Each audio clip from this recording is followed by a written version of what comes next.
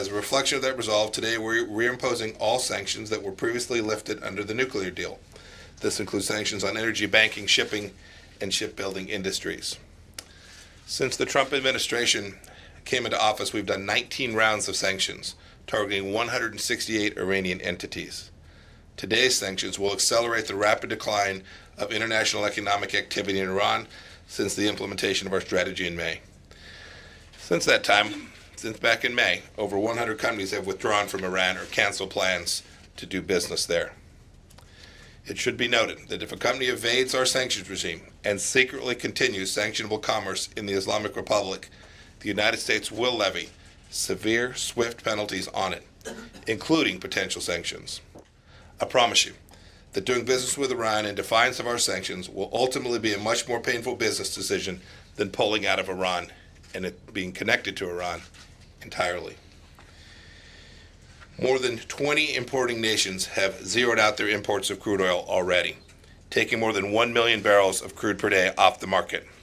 The regime to date, since May, has lost over $2.5 billion in oil revenue.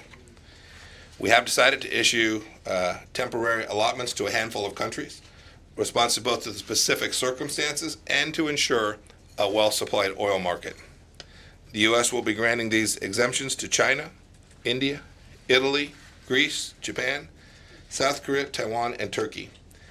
Each of those countries has already demonstrated significant reductions of the purchase of Iranian crude over the past 6 months, and indeed 2 of those 8 have already completely ended imports of Iranian crude and will not resume as long as the sanctions regime remains in place. Let's go to Sky News. Cordelia Lynch.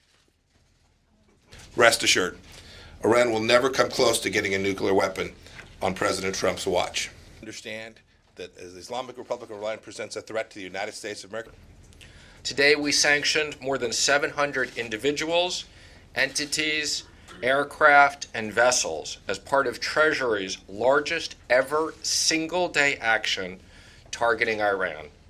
Countries that are not going to suffer the sanctions, and what kind of relation have you with them? What are the conversations regarding this topic? Thank you. You want to talk about it on the financial side, Stephen?